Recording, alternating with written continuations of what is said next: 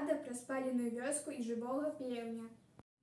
Гэта была не проста вайна, гэта было нешта больш страшнае, больш дзікае. Помню, міма маёй роднай вёскі ішлі карнікі. Маю вёску яны абышлі, а праз нейкі час мы пачулі страляніну. Убачылі дым, чорныя клубы дыму.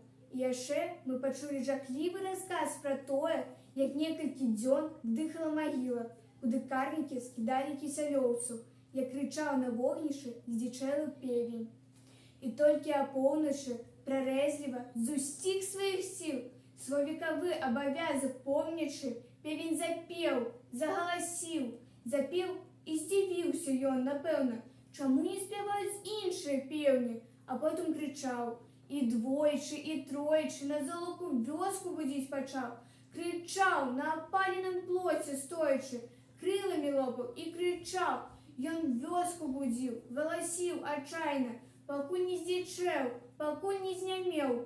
А вёска маўчала. Ні рыпу, ні скрыпу, ні гуку, ні груку адказ. А вёска маўчала. Вёска маўчала. Яна ўжо не чула той ранішні спеў. Быў дзень вызвалення, дзень перамогі вячыстай. Вярталіся людзі да мірных спраў і сноў. І пеўні, нястомныя фанфарысты, мірныя дні абяшалі зноў.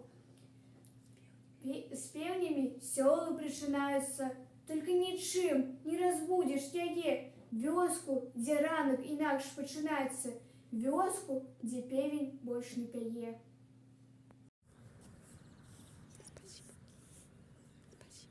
Спасибо ветеранам за наше счастливое детство.